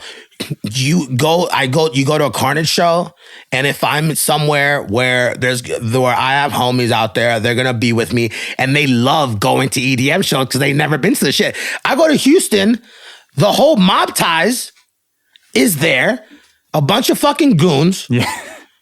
Are there behind me and they're wigging out because this is so new to them. Right. And they're loving it. So, and then after that, after this fucking crazy show, I'm going to a hood ass studio where there's guns everywhere and I'm going recording fucking some rap vocals for a song that I need to work on. Like, this is how a lot of this shit was getting done. Like, I had to go to the Migos house in the middle of an ice storm to go get Bricks done. And the Migos recorded themselves. They're geniuses too. They recorded everything themselves. Just like what, in their basement? I sat here. They I got a the beat. studio down there, right? In the closet. It was in their basement, in the closet. And Takeoff and Quavo, everyone got in their seat, recorded themselves on Pro Tools, cut it themselves. That's amazing. Put a thing at the end. Quavo comes through, does little ad-libs, bounces it out, gives it to me. Just like that. One night? This is nuts. Wow. And recorded that, got out of there, and that's how a lot of the Papi Gordo album came in because I was trying to infuse these 2 worlds and, dance and hip hop and because, Skrillex was doing it, but I was really just trying to make rap songs that I could play at festivals. Right. Now, everyone's trying to do that. 100%. I mean, I think I talked about that you playing the shows with Drake recently out in Europe, and I remember seeing that footage on Instagram, and you were dropping those tunes. I think there was one clip of you dropping the song with Uzi or something, and the whole arena erupts, right? Yeah. And I have to think, like, a guy like Drake is smart enough to know that, like, that's just the energy that, maybe his shows didn't have that kind of energy, right? Literally, him and his homie Rocks, they came up to me because we hung out that night after all night in Amsterdam, and literally like 5 of his best friends, Drake's best friends, and Drake both after was like, they're like, yo, we've never seen an energy like that, like in here, like this is nuts, like what, like that was crazy. So that's why he was like, you're doing it again, and we did it twice. That's so I dope. did it the night after. How did you meet him in the first place? I've known Drake from meeting him back in the day when he was a nobody. Yeah. His road manager was Jamil, who was G-Eazy's manager. Oh, there you go. So when Drake used to come into town, I'd be like, Jamil, get me fucking tickets. He'd get me tickets. I'd go, and he was also road manager for Lil Wayne and all that people. So that's how I met Cortez and a lot of these people. Is because I had homies that were already with everyone, and then that's the same how I worked with Wiz. I've been friends with Wiz because I used to try to sneak into his shows when he used to come and play. He's Pittsburgh, Maryland's not that far, right? So whenever he'd be close, I'd go, and like I remember like his manager Will, and like I met him, and that's how it was with Mac. Whenever he came into town into Baltimore, I came and linked up. Like whenever somebody would be around the area, I'd try to link up, or at least like if they were on Ustream. Remember Ustream? Oh yeah, and he's still there, and Wiz used to go on it and like pick beats. I used to be like, pick my beat, or just like have him say my name. Or just, you know what I'm saying? Just like have somebody, when you're trying to get attention to somebody, just have that person, if he says hi to you or he says, what's up? Or you good? Like you're building a relationship. Yeah. Sometimes that's all it takes. And that's all it takes. But a lot of these people are introverts. Right. So they can't do that. Oh, yeah. So they depend on their managers or whoever to make that happen. I never needed that. And it's funny hearing you talk about all these people from back in the day. I feel like it's like a full circle moment because even the tune you're dropping tomorrow is what? G-Eazy and Wiz, right? G-Eazy and Wiz. And like that's kind of beautiful, man, that you can bring it all back together with people you've known and worked with for so long. It's all, and I try to tell everyone, it's all relationships. And you know why people also a lot of the times they have their manager deal with issues with like other managers or whatever. Right. So the artists never get into it, and the lawyers and shit, because the lawyers and shit be dealing with so much shady shit but like you never wanted to go back down. I, on the other hand, was the voice on a lot of these things. I was getting a lot of this stuff done. I was getting verses done. I was talking to managers. I was doing all this stuff. So what? That's more fingers to point at me because I'm dealing with stuff. Right. But I mean, that can be good too, right? Because then people kind of know where you stand, right? 100%. Like, but there's no ambiguity. The bigger you get, the more people that don't know. Of course. So what happened, the bigger I got, the more hate I got. But I mean, that's sort of unavoidable, right? At a certain point. Not when you're trying to be as pure as I am. Not like and I've gotten shit for it. I called people out on their bullshit. Like a majority of the times I've ever gotten anything crazy, I've called people. I was calling them out on their bullshit. That's all. I'm not out here trying to bully people. I'm not. But it's easy to make me the bully. Sure, of course. Again, I think it's just, I think people misinterpret your personality sometimes because you just put it out there. Yeah. Did that ever bother you? Like, did you ever feel like, I should change the way I'm presenting myself so people can get it? After I took my break, during my break, I was microdosing. Microdosing what? Psilocybin. Okay. And I've talked to a couple people about that recently. And I was microdosing, and I was making like way more emotional music. And I've been through so much shit, and I was firing my fucking ex-managers, and it was just a lot of shit. I'd become so comfortable with everyone just saying like, because think about it, came to a point when everyone was just like, fucking, we hate Carnage so much, but my music's still doing good, my touring is still doing amazing. Like, so I was just ignoring everything. I was just like, literally, I was like, all right, you guys want to make me the bad guy? I'm gonna give you guys a bad guy. Yeah. So when it got to that point, and then I was like, took my break, and I was like, I'm a good guy. Right. I don't want to be fucking seen as a bad guy. I'm a fucking great producer. I don't have ghost producers. I'm a great fucking producer. I will put me in a room with your other fucking favorite DJ. I'll bang something out crazy. Yeah. As equally or better than that person. And I know that, right? So it got annoying. So it got annoying when people weren't giving my fucking credit. Right. You know? So, but then at the end of the point, like you can't really put your energy on something negative. So, so coming back to this as a new person, like as the new year, like I don't want to be the bad guy. I don't want to be the bad guy anymore. Yeah, I mean that's a great attitude for anybody, man. And let's talk about the break for a second, because you made a post on social media that you were gonna step back for a minute. You were going to slow things down. You see how many people did that after me, though? I was glad you put it out there, man. I talk a lot about mental health and anxiety and all of that on this show. So happy when I saw a lot of people doing it. I got really happy because, see, this whole mental illness thing was, and also I always been telling a lot of people in interviews and stuff, like when I took my break, I didn't hit rock bottom. I wasn't like. Well, what was going on with you? What brought it to that point? I was doing shows and I was just getting drunk and then like waking up just like regretting how drunk I got and then like and it's just a whirlwind. I wasn't getting as much music done as I wanted to. Like I would get home and I would just like want to sleep and like I was like groggy and I just and that kind of lifestyle, that like at least for me, that leads to like more anxiety too. If your body's run down, it's harder for you mentally to deal with like just a bunch of stuff. And I was also the way you operate. There's a lot all the time, right? Bro. There's a lot, and a lot of people don't know how much it is. Like, and then you're on flights every day, and then I'm getting anxiety because I'm like worried what's gonna happen while I'm in the air. Like, what emails am I getting? Like, what's going on? What's not going through? Like this stuff, and then like to be honest, like I'm glad that you put that out there that like you deal with anxiety too, because this whole time, this is what we've been talking about. Is I think people misinterpret your personality sometimes, and even not just you, but people look at entertainers as like superheroes. Sometimes people want entertainers to be just the one thing, right? Yeah. So if you're like the loud DJ who runs around partying, it's tough for people to understand that you 100%. can be that and be this other person. Yeah. So I love that you were putting it out there, man. I just had to, and I had to like just take a break and be like, yo, chill the fuck out. You're going too hard. Was there like a thing that made you decide that? Was it kind of a gradual thing?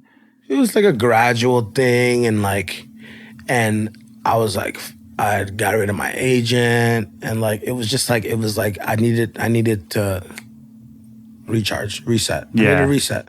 Was that tough to step back? Like, was there anxiety about that? Like, if I disappear for a minute, what's going to happen? I want to be a part of what's going on. Yeah, because I was kind of like, I feel like if I would have kept going the way that I was going, I wouldn't be where I'm at right now. Yeah.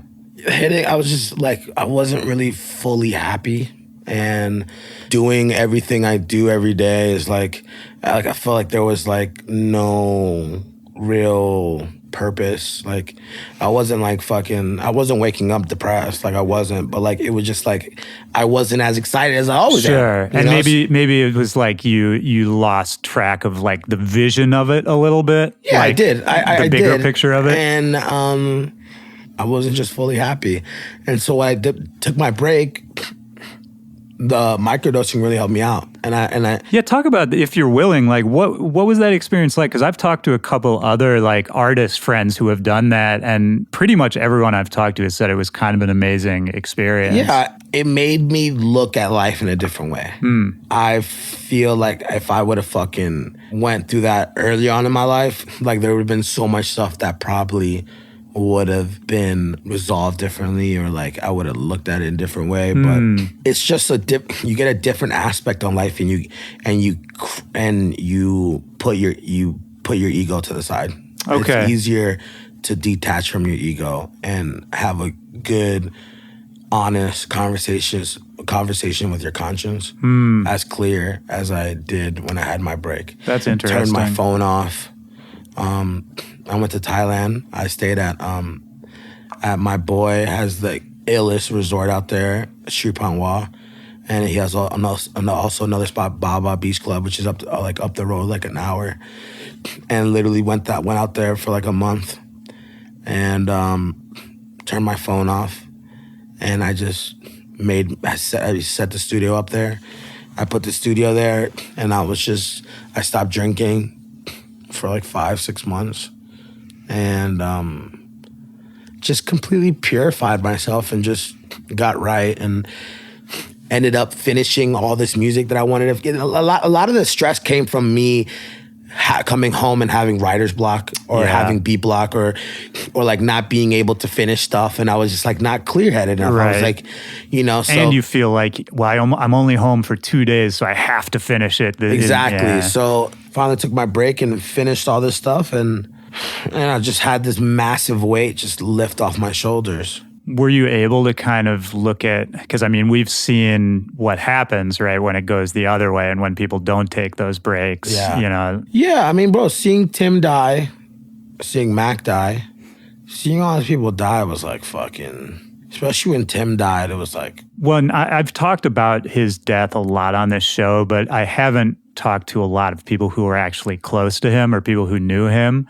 Can you talk a little bit about just who he was to you and kind of what that relationship was? First guy to play Incredible. When I was making house music, I was making progressive house music before I started making trap stuff. You could find it online. People probably don't even remember this. I did a remix for Yuna with my boy Jacob Lightholm with their progressive house remix. It got put on Tiesto's club. What's it called? What's his? God, I should know that. Club Life? Is it just Club Life? Yeah. He made it on Club Life. I was like, oh my God, this is nuts. Like Tiesto's playing my shit. And I was making progressive house, and I went to this like maybe half year where I was like all about progressive house music. And that's when I was putting Niles. I put Niles onto dance music.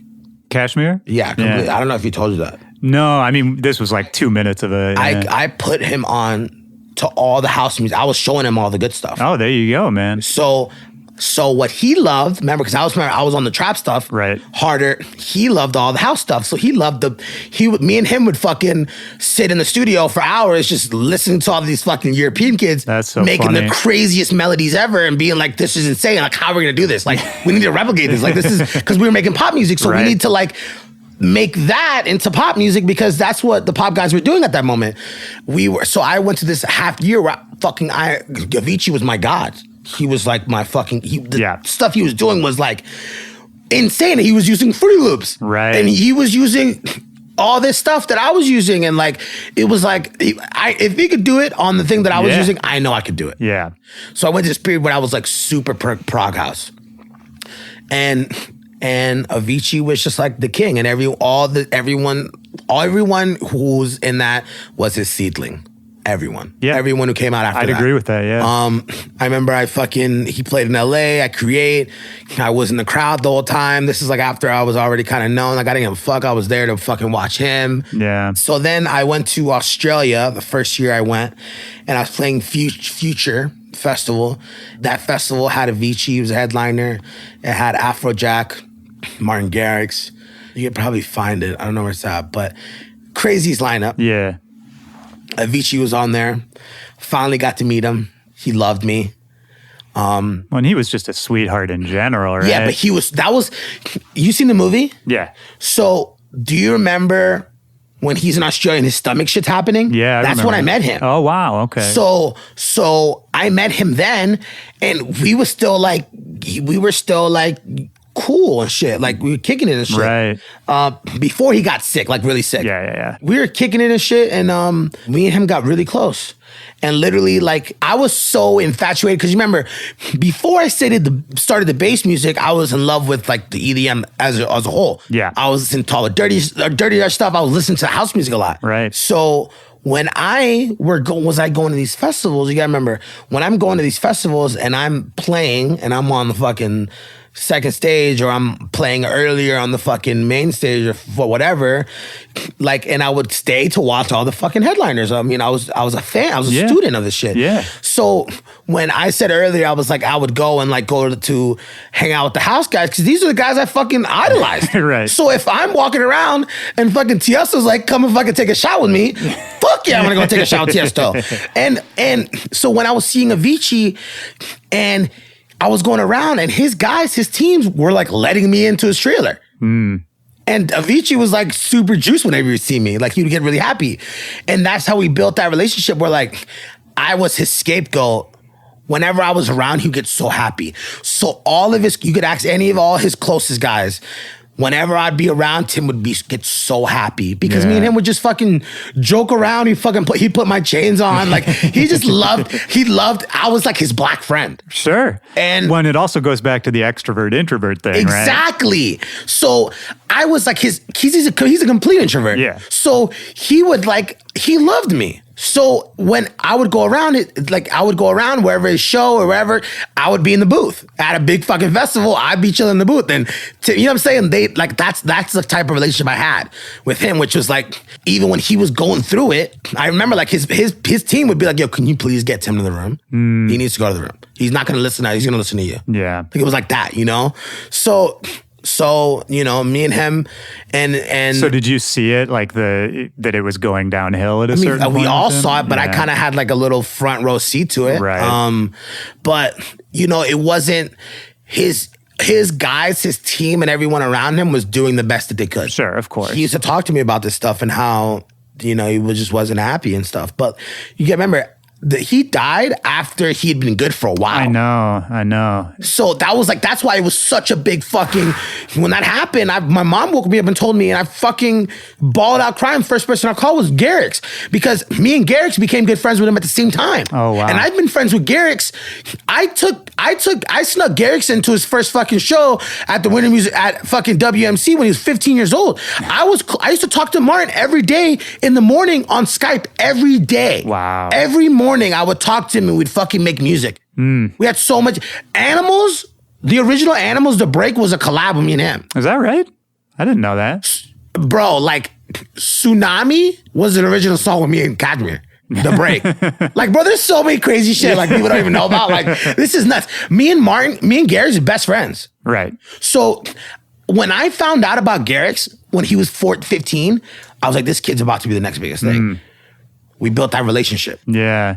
But what I love about all these stories, about all these people you've ended up with, is that what you've been saying, that it really does seem to be about relationships for you and not so much that you're just, you know, trying to hang out with like the biggest name or whatever. It's a lot of these people you've known for so long. I've known for so long. Yeah. Like, I guess you're just picking good people, man. I'm a fucking great A&R. I'm a fucking great A&R. If I fucking stop DJing, I'm probably just being an A&R for the rest of my life. Well, and that maybe leads to Heavyweight Records, right? And that's why we have Heavyweight Records. Everything comes around full circle. Yeah, but you know, like the Tim shit, that it sucked. That fucking ruined my fucking. That was just fucked me up for a bit. Was that part of something that helped you understand that maybe these breaks are necessary, that gave you the perspective to do it for yourself? Yeah. I also saw these people crashing prior. Think about how many groups split up and how many people stopped DJing and all that stuff. Like, I also went that long because I didn't want to show my fans that I gave up. Right? That's what was telling my head. I'm not gonna show these people that support me and look up to me. I don't want to show them that I quit. Right. So what I told myself was like, all right, I'm not gonna fucking quit. I'm not gonna burn myself out till I quit. I'm gonna reset, take a break, and reset. And what was interesting to me too is like when you came out of that, like letting people go with a different sound for you, right? Yeah. Like something that people weren't expecting. And the video for that, if anyone listening hasn't seen the video, you should definitely go check that out. Kind of an amazing immigrant, like, I don't know, mini film. I don't know what to call it. But was that sort of a deliberate thing too, that like, this is part of the reset, that like, now here's something you haven't heard from me.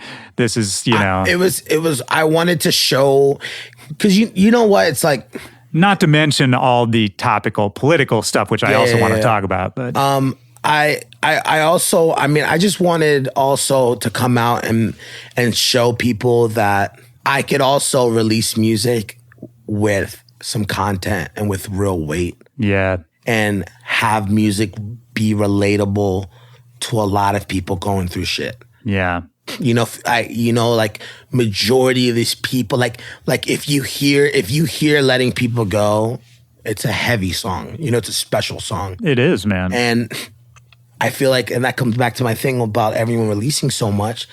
You can't release special stuff if you're releasing it every fucking month. Well, how do you even decide or try to keep the balance between the kinds of music you make? Like, do you sit down in the studio? For the last couple of years, I've been a complete mess. And the fact of it is that my fans have always stand by me, and they've become more open-minded because I'm fucking dropping a rap song today. I'm dropping a tech song with fucking Eric Murillo the other day. Yeah. And then I'm fucking rapping a trap song, and then I'm doing a psytrance song, and then all these things, and then these are all firsts. So they're like still clinging on with me. I mean, after a while, you kind of get it, but I've been completely wilding out these last couple of years just because I have to stay ahead of everything that's going on these fucking stages that I'm playing that are, you know, supporting me on everything and all these crazy ideas that I want to do for the people. So is that what's sort of driving the kinds of music you're choosing to make? Is like you always want to try something new? 100%. Yeah, that's interesting. 100%. I mean, when I started putting out hard house, no one was making big room that hard. When I started playing hard style stuff and doing that stuff, no one else was doing it. And now a lot of people are playing it. Psytrance is the hottest thing out right now. Yeah. Do you remember how much shit I got when I dropped Sire Die? Yeah. Do you remember that? I saw a little bit, yeah. Like, and I get shit for it, but now everyone's doing it. Yeah, that for the people listening, that was a good face you just made. like, come on, and like, but I'm okay because at the end of the day, people like you and people who fucking get it are gonna remember that. Oh, for sure. And I'm totally okay with that. Do you think about legacy? Do you think about like 100%. the way you'll be perceived after the fact? 100%.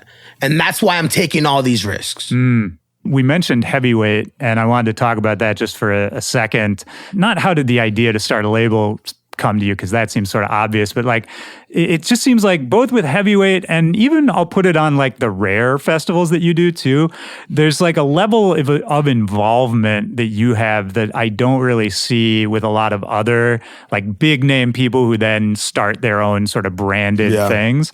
Like you can really tell that you're really involved. You know, anytime an artist drops something on heavyweight, you're out there sort of promoting it, telling people who these people are. And same with like the rare festivals, you can tell like you're involved with like sort of the nitty gritty parts of it. How did that come about? Like, I could have started the label a long time ago. Right. It just wasn't the right time because everyone was dropping labels.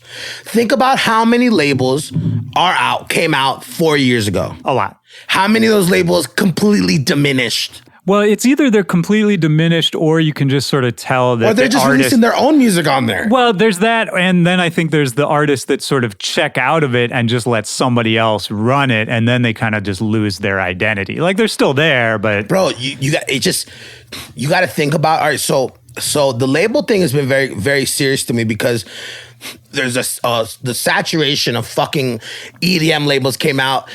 It doesn't mean shit. There's just so many. It's just so many. Oh, there's too many. There's too many. Yeah. Right? So what was I going to do releasing one if there's my other colleagues are releasing them? Right. I was going to be like, okay, I'm going to wait until everything diminishes. It is the same as the Vegas shit, man. And I'm going to come back and I'm going to come in full swing. Yeah. Bro, if you look at it, and I want everyone on this to really look at it, Heavyweight's numbers are nuts.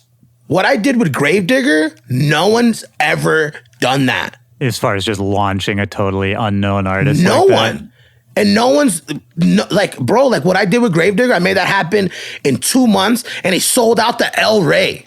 I remember when that happened. The numbers are nuts. All of the people that we released on Heavyweight, the numbers are crazy. We're getting on all the fucking playlists because of what?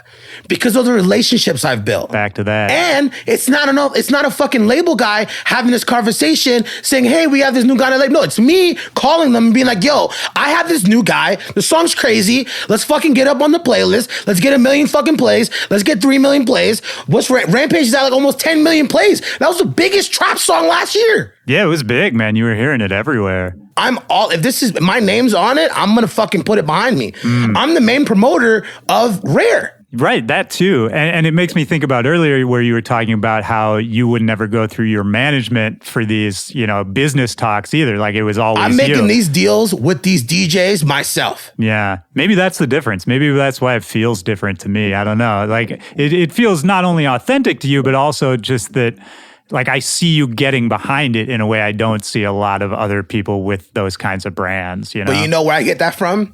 I get that from having the upbringing in rap music and seeing how the hustle, seeing how these big rap guys blow up. They have their 1, they have their 2, they have their 3, and they're building the artist up so they can tour. I don't care about the songs. I care about how big that artist get and how big their platform gets. Because how big Rampage got, every other song has gotten over 1 million plays for Gravedigger. Almost. I think I'm missing one out of all of them. I've not hitting over a bunch of millions of plays. Yeah. Now I don't have to worry about him. Because now he has his shit going. He's going. It's the hustle. When I was fucking doing the Gravedigger thing, everyone was hitting me up like, bro, I've never seen this in the EDM world. Why? Yeah. It's a first. It's an idea. People just like, I don't know, bro. It's just like, people need to stop finding out what other people are doing that they don't like and figuring out what you need to be doing, what other people can like. Well, that's true. And I think you've been good about not just signing 1 million artists and starting to drop 1 million songs. Like it's been very boutique, right? Like you really picked your spots. You picked the people you're working with. Do you want to know what happened to all those other labels? Tell me. I think you might already know. Those other labels, all they worried about was signing 100 fucking songs. Yeah. It's for catalog. 200 songs. Yeah. And one of them is going to hit out of 200. I mean, I've had record label people, big record label people, literally tell me that's what they're doing. That's what they do. It wasn't even a secret. But you know what? That diminishes the name of the fucking label. Yep. Heavyweight is, if you have something good that you want to get gift wrapped, this is a Christmas analogy. Yeah. Let's go. You have a gift, come over here to Heavyweight. We're going to gift you up. We're going to make you look really nice so you can present that to whoever's getting the gift. Right. And I think it's smart for you because if you just keep that track record up with a small number of artists, that's so much more valuable because then it was what you were saying earlier that people will always still listen and check out your shit even if they don't know what it is. I think it's the same with labels. Idea with labels, but right? People don't give a fuck about that. Yeah. And that's how that's a big no-no. That's a big no-no. And bro, fucking we just put out Sludge's first single. There's No Name Kid from Serbia. He already has 1 million plays. You know how hard it is to get 1 million plays on a fucking dubstep record? Well, dude, and that's the other thing I like is that you're working with these unknown people. It's not like people can never say that because I've always from the jump have always showed love to fucking no names because I know that they have talent to be a fucking star. Right. Same thing happened with Keizo. Keizo used to fucking send me shit on fucking emails all the fucking time. The kid had fucking crazy remixes. Of course, man, yeah. You know what I'm saying? And you know, and I've never asked nobody for shit. I didn't try to fucking sign Keizo. Right. I didn't fucking try to sign all these other guys because I wanted to build that relationship because I've seen how relationships get when I'm not gonna fucking say names. We could say so many other fucking DJ duos or trios that they don't even fucking talk to each other. Of course. Because there were the one big DJ got the little DJ and then he tried to do some shit and then some money got involved and it was all bad. But I wasn't gonna be prepared to do all this stuff and like signing artists until I had a grasp of everything. Right. Yeah, you have something to offer. You know what it takes, right? And people put me in that box. You said like Sure. like now that I have that, it's like just like Snake. I feel like Snake has gotten to that point where he's put out enough dope shit that you can't brush him off. Absolutely. You might have something that I don't like I might have something that you don't like that I made, but I put out some fire shit, so you're gonna give that other song a chance. Of course. But if you keep keeping people chances to brush you off, which a lot of people do because they release fucking music every week, if you're gonna release 10 songs, I bet you I probably only like 3 or 4. Right. And that's just like the percentage of it, whatever. And part of that is just being an artist too, right? But if I'm dropping 4 songs in a year, you're probably going to like at least 3. Right. Yeah, exactly, man. And I think part of that is just being an artist too. It's like people don't get mad at a baseball player because he hits 300. You know what I mean? At a certain level, like people have to trust that they're artists and they're entertainers. You're following them and paying attention to them for their brain, right? Yeah. It's not for like every single piece of art that they make. Yeah, I don't know where I was going with that, right? But yeah, I mean, so the heavyweight stuff, like I'm treating it very seriously. Yeah, man. And I'm not everyone fucking is getting on the label. But that's good. No, that's why people need to fucking, whoever has a label out there, take notes. You can't release 100 things a year. Yeah. And expect to get every single one that gets enough push and enough playlisting options and all this stuff that you need, because this is this business stuff. You can't come up to these guys and release 100 songs. Remember, these DSPs got to be on your side too. Yeah, it's true, man. That's how crazy it is. Side, yeah. So you can't come at them with 50 fucking songs and expect them to like 50 fucking times. You know what I'm saying? Yep. Like, if I'm going to release something once or twice a month, they're going to give it a listen. Yeah, this goes back to relationships. It goes back. Everything's, bro, this is a big, everyone's listening out. Listen. No, I like that we're going full circle with it. I like that, man. I should do a TED Talk. You should. Absolutely, man. I should do a TED Talk. You talked about you took this break. You kind of like came back with a different mindset. And part of that, like you put out the new song, Letting People Go. And I wanted to talk a little bit about, you said that you wanted to be a good person, right? And that you wanted to be sort of just present yourself, not a different way, but like get that perception. Part of that I feel like you should talk about more is the humanitarian stuff that you do as well. And with Letting People Go, was that part of the work you do with Raíces, or was that just sort of like a related? That was with Raíces. We did that with Raíces. So talk a little bit, first of all, what is Raíces and what is your role with them? I'm an ambassador for Raíces, which is a nonprofit organization, and they help out with aiding legal fees and like for immigrants. For immigrants crossing the border. There's 560,000 people that get captured every year crossing the border. That's nuts. That's such a huge Did you see number. that the dad with the kid? Which one? Yesterday, 2 days ago, and did you see that? Oh my God, that was so horrible. I've seen a lot of terrible videos. Some kid, they were crossing the river, and he had the kid in his shirt, right? And the kid was still holding on to him. They found him dead. Both. It's horrible. It's horrible, Christ. Bro. Like my parents went through that. My grandma's here. You meet my grandma. My grandma, she's in the house. Yeah, my grandma's here. She with 5 kids on a fucking wooden raft. Crossed that river where those kids just died. Rio Grande River.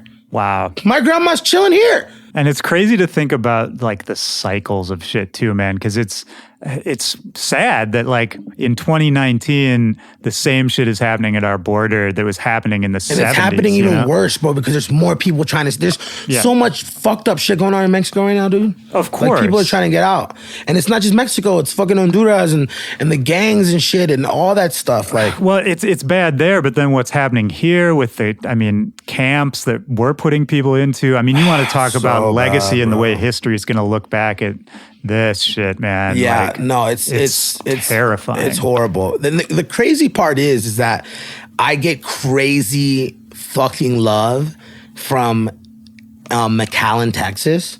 Oh, border town? And border towns in El Paso, I'm like fucking, I'm about to run for mayor in El Paso. So everyone should know that today. Yeah. I'm going to run for mayor in El Paso. And I could see that. they show me, border towns show me so much love. I have crazy fans there. It's nuts because McAllen is where my family crossed the border and got granted asylum. Like in that same city. That's amazing. How nuts is that I become a DJ and I become big in that town where my family got granted asylum. That's got to be a crazy feeling, man. It's nuts, bro. So that's why with Raíces, like me being an ambassador and helping that organization and then, you know, and helping out with that and with the streams and stuff, where I'm donating some of that for Raíces, right, to help out, you know, these people who need lawyers. They need lawyers. They need people helping them out, and they've been super helpful and super supportive and.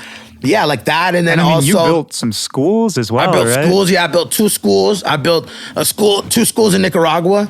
One's at like an orphanage, like a church orphanage. Like how did you even decide that was something you? But for real, like how did you decide that was even something that you needed to do? Because I just have to because I had to because first I grew up. I seen the poverty. I grew up in Guatemala. Yeah. My aunt never took me away from not seeing the bad side. There's the good and there's the bad. Did you grow up without a lot of money? I mean, my aunt and uncle in Guatemala my uncle was in the army. Yeah. So it was, you know, just normal army. Yeah. Income coming in. My aunt was a lawyer. She drove kids to school every day, like in like kind of like a truck, like not a school bus, but like sure. for like, you know, for like kind of like kids who had like private, you know, drivers. Yeah. Yeah. And my mom was a single mom. So right. I mean, you know, when I moved to LA and I was like on my own because I dropped out, nobody was helping me. I was broke. Yeah. I was broke for 4 years. Yeah, man. Because even when I started making money, I still had to pay back my managers. Of course. So I wasn't making any fucking money, yeah. you know? and then, you know, like you need like everything. It's funny because like I'm willing to talk about the stuff that other fucking DJs and artists aren't going to talk about. How do you build a school? Like to go from having the idea of like, I want to build a school, it would stop me right there. I don't know how to build a school. Yeah. Iced out $50,000 grills. Yo, can you close the door real quick? Thanks, man. Yeah, my grills cost $50,000. I want the world to know that because I also built a school.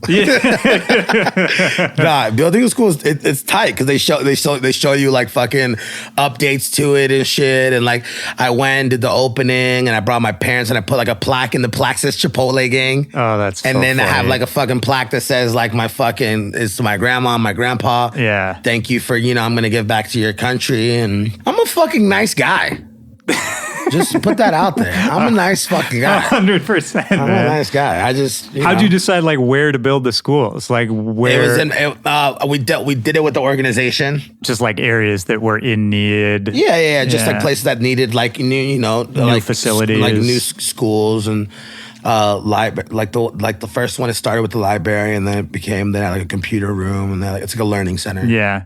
Well, and in a way, man, like I do think you should talk more about that stuff just in general because I think it's dope. But then I also kind of like that you just do that on the side and don't talk about it too much. I also don't want to be that guy. It's like because then it's just like then it looks fake. Right. Of course.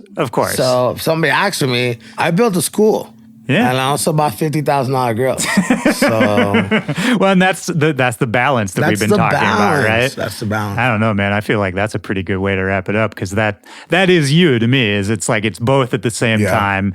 And I love that it is both of those things sort of uncompromising on either side, right? Is there anything else before we wrap it up that we haven't talked about? Anything that's on your mind? Anything you want to get out there? Anything people should be looking out for? Who do you think Mac J was talking about? Wait, for what? Maybe I don't know if I saw this. Oh wait, you tweeted at him. So wait, what was the story? He said I don't even know. I just think this is so funny. I'm so curious.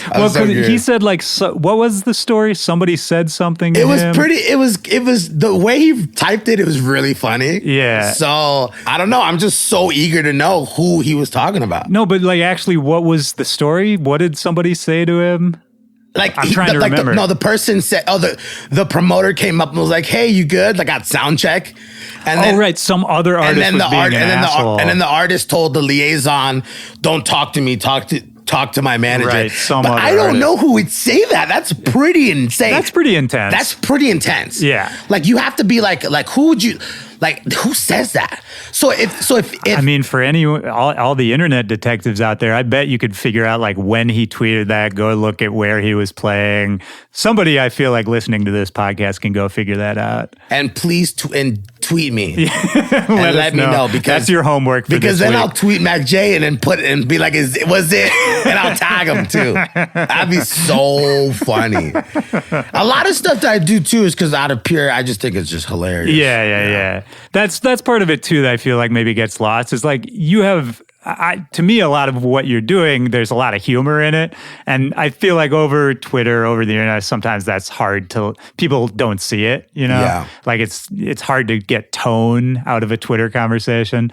But I always like that about what like when I called my song Plur Genocide. I mean, were there people who really took that seriously? Bro, like didn't Frankie Bones hit me up or something like that? Really? God damn. Is it Frankie Bones or is it? I mean, he's a legendary DJ. He's the guy who started Plur. Yeah. Yeah, he went off on me. Oh, and like your DM was like, oh, and I was like, oh. Come on, man. That's the funniest name for a song title. I thought it was so funny. I thought it was so funny to me, man. Yeah, I thought it was so funny. Yeah. Well, this has been awesome, man. I'm going to wrap this up by asking the same question I ask at the end of each episode here. Just a simple thing. You don't have to think about it too hard. Just off the top of your head, I'm looking for a moment in your life, and this could be from recently, it could be from when you were a kid, any time where in a single moment, music really deeply affected you. And that's meant to be a really broad question. You can kind of interpret it as you want, and just looking for like the first thing that pops into your head. Doing the hip hop Ray dance. Yeah? In front of my boombox in Guatemala when I was like 7 or something. It's from a tape your mom sent you? Yeah, from the tape that my mom sent me. And I used to listen to it over and over and over. Just spend hours in the mirror. Just do this. Hip hop radio. Yeah. I mean, I remember that too, man. But for me, it was Michael Jackson. And like, I got the Michael Jackson. Walk? I tried. I could never do it, but I would try. I would do it even in class. Like people would laugh at me, and I just couldn't stop myself. It was that same thing. Like the music would get into me and would just do something. It was the first time I could remember that feeling. It's the feeling we're still trying to get to now, right? Yeah. It's like you want to make music that's going to make some kid like get in his mirror and jump around. 100%. Those are beautiful moments. Amazing moments. That's what that's what I live for. Somebody sends me a video of them with their kid dancing or going crazy. Like that's why I love reposting those because it's just, you know. I mean, that's when it's pure, right? Yeah, even for pure. you, like dancing in the mirror, that's just pure. You don't know what it means. There's no context for it.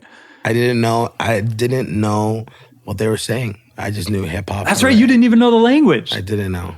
Fuck, man. I mean, that's what brings us back, right? Music is the universal language. This has been great. Thanks so much for taking the time, dude. Thank you, bro. It's good to catch up with you. Appreciate that. We good. All right. Peace.